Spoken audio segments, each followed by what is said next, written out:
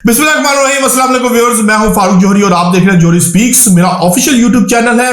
दुनिया भर में क्या हो रहा है, तमाम खबरों को लेकर मैं आपकी खिदमत में एक मरतबा फिर हाजिर हुआ हूं। सबसे पहले मैं बात करने जा रहा हूं सऊदी अरब और अमारात के हवाले से। दोनों ममालिक के दरमियान कशीदगी हुई, तनाव अरूज पे गया, लेकिन अब तमाम मामला जो है वो फामो तफहीम के साथ हल होते हुए नजर आ रहे हैं। पाकिस्तान का भी इसमें अहम तरीन किरदार रहा है। आखिर ऐसा क्या मसला हुआ और मगरबी ममालिक की उम्मीदों पर क्या पानी फिरा है, इस हवाले से आज के व्लॉग में पहली मैं अहम तरीन स्टोरी आपके साथ शेयर करूंगा।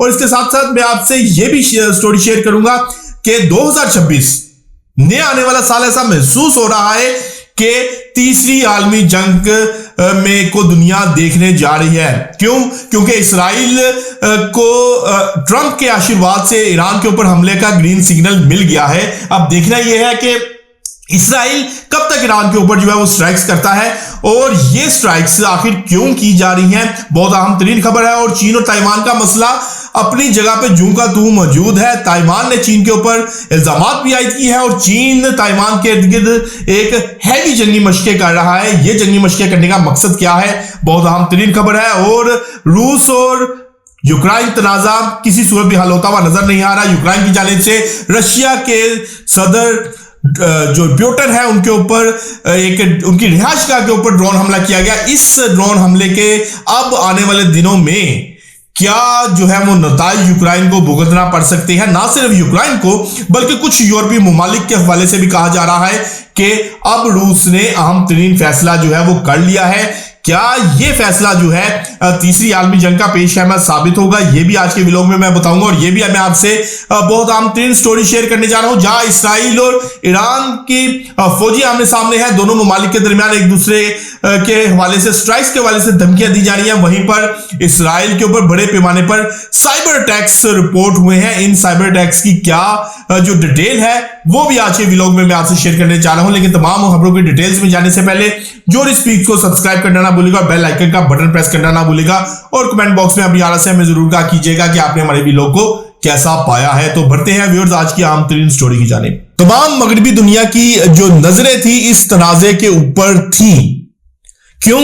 क्योंकि मगरबी ममालिक का ख्याल था कि यह तनाजा जो है एक मरतबा फिर जो है वो शिद्दत अख्तियार करेगा, जंग के शोले जो है वो बुलंद होंगे और सऊदी अरब और यूएई एक दूसरे के आमने सामने खड़े हुए नजर आएंगे और मुस्लिम जो लोग हैं, मुसलमानों का खून जो है वो बहेगा और इस तमाम तर सूरत हाल का मगरबी दुनिया जो है वो फायदा उठाएगी, इसराइल फायदा उठाएगा। यमन के ऊपर सऊदी अरब की जानिब से स्ट्राइक की गई, जायज स्ट्राइक थी। इस हवाले से सऊदी अरब का मौका बिल्कुल दुरुस्त था। जिस स्ट्राइक के नतीजे में जो असलहा था, उसके जो जखायर थे उसको तबाह किया गया। लेकिन इसके बाद यूएई ने फौरी तौर पर यमन से अपनी फौजियों के इनखला का ऐलान कर दिया और इंसदाद दहशतगर्दी का जो मिशन था उसको महदूद करने का ऐलान कर दिया। ये जो इकदाम किया गया ये बहुत अहम तरीन इकदाम था। अगर यूएई भी अपनी जगह पर जो है वो कायम रहता या फिर अपनी जिद पर कायम रहता तो फिर इस जंग के बादल जो है वो मजीद गहरे हो जाने थे। लेकिन इस मौके पर पाकिस्तानी किरदार की तारीफ ना की जाए तो वो भी गलत होगा। पाकिस्तान ने सऊदी आला हुकाम और अमाराती आला हुकाम के साथ मुसलसल राब्ता किया और दोनों ममालिक के दरमियान कशीदगी कम करने पर जोर दिया और अपना अहम तरीन किरदार अदा किया, जिसके बाद ये कशीदगी अब तकरीबन खत्म हो चुकी है। लेकिन सऊदी मीडिया के मुताबिक इनके टैंक, बख्तरबंद गाड़ी और फाइटर जेट्स यमनी बॉर्डर के करीब तैनात कर दिए गए हैं ताकि किसी भी किस्म की नाखुशगवार सूरत हाल के बाद के नतीजे में ये फौरी तौर पर यमन के अंदर दाखिल हो जाए। तो ये तो थी सूरत हाल जो कि वक्ती तौर पर इस तनाजे को बजाय के हवा मिलने के इस तनाजे को अब खत्म ही समझा जाए और इसमें पाकिस्तान का भी बहुत अहम तरीन किरदार है।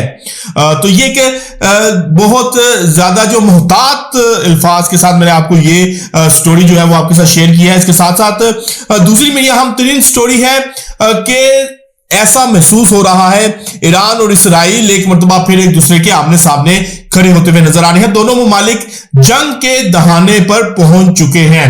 सदर ट्रंप ने नेतन्याहू को इतलात के मुताबिक ग्रीन सिग्नल दे दिया है कि वो ईरान के ऊपर हमला करें और जो बैलिस्टिक मिसाइल्स प्रोग्राम है उसके खिलाफ एक्शन लिया जाए। यानी कि ईरान के बैलिस्टिक मिसाइल का जो प्रोग्राम चल रहा है इसको फौरी तौर पर जो है वो निशाना बनाया जाएगा और इस प्रोग्राम को खत्म करने की कोशिश की जाएगी और इसका जो इजाजत है वो ट्रंप ने नेतन्याहू को दे दी है, उसको ग्रीन सिग्नल भी दे दिया है।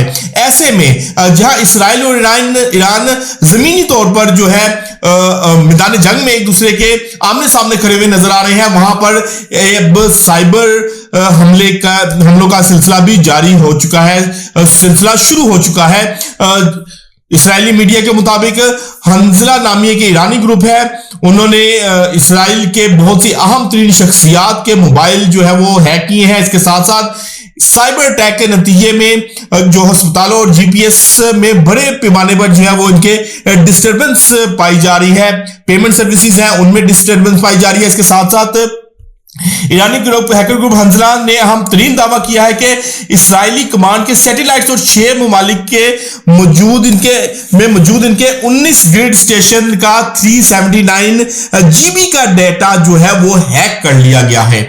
अब इस सूरत हाल में इसराइल की जानिब से क्या इक़दाम किए जाते हैं ये तो आने वाले दिन ही बताएंगे, लेकिन इसी हैकर ग्रुप ने ना सिर्फ ये डाटा हैक किया है बल्कि इस ग्रुप ने हंजला नामी ग्रुप ने साबिक इसराइली सदर के मोबाइल के 2 लाख टेक्स्ट मैसेज भी हैक करके जो है वो लीक कर दिया। इसके साथ साथ नेतन्याहू के चीफ ऑफ स्टाफ के मोबाइल का डाटा भी हैक कर लिया गया है। मोबाइल के तमाम कॉन्टेक्ट्स को रिलीज कर दिया गया है जो कि 110 सफात पे मुश्तमिल ये कॉन्टेक्ट्स नंबर जो है वो रिलीज किए गए हैं। इसके साथ साथ हजारों इसराइली शहरियों के मोबाइल्स के ऊपर एक पैगामात भी जो है वो उन शहरियों को मिले हैं जिनमें कहा गया है कि ईरानी एम्बेसी के दरवाजे उनके लिए खुले हैं, यानी कि उनको खुली तौर पर इसराइल के अंदर रहकर ईरान के लिए जासूसी की ऑफर की गई है। तो ईरान तमाम तर सूरत से वाकिफ है कि इसराइल उनके खिलाफ क्या इक़दाम करने जा रहा है। दूसरी जानिब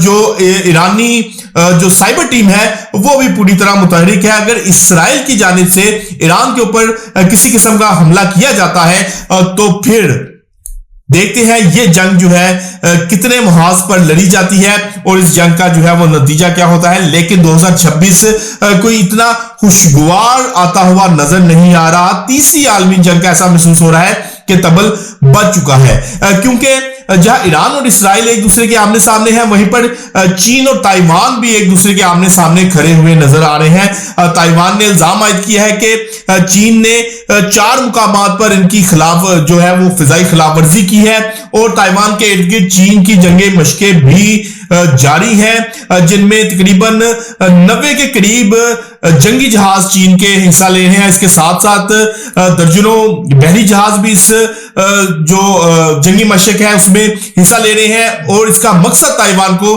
पैगाम देना है कि अगर ताइवान जो है चीन के खिलाफ के इकदाम से बाज ना आया तो फिर ताइवान के साथ आड़े हाथों निपटा जाएगा।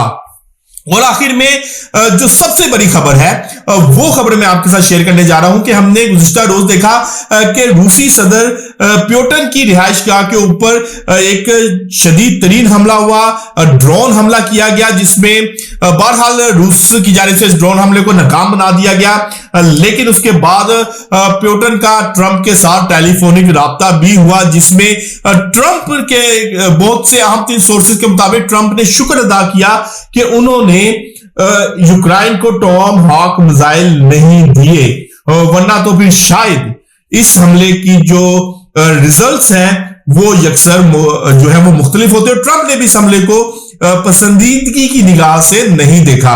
अब रूसी आला हुकाम के मुताबिक मुज़ाकराती जो दरवाजे हैं वो बंद हो गए हैं। अब तमाम तर जो सूरत हाल और तमाम तर जो चीजें चल रही हैं उसका फैसला अब रूसी हुकाम के मुताबिक मैदान जंग में होगा और उनका यह भी कहना कि इस हमले में यूक्रेन के साथ साथ यूरोपीय ममालिक भी मुलविस हैं। उनका यह भी कहना है कि यूरोपीय ममालिक ने इंटेलिजेंस जो इंटेलिजेंस शेयरिंग यूक्रेन के साथ की, जिसके बाद ये हमला जो है वो तरतीब दिया गया।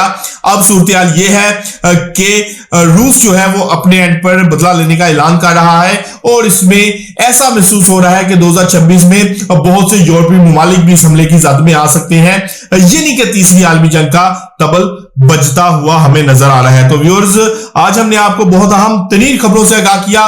कल तक के लिए अपने मेजबान अपने भाई फारूक जौहरी को इजाजत दीजिएगा। अल्लाह हाफिज।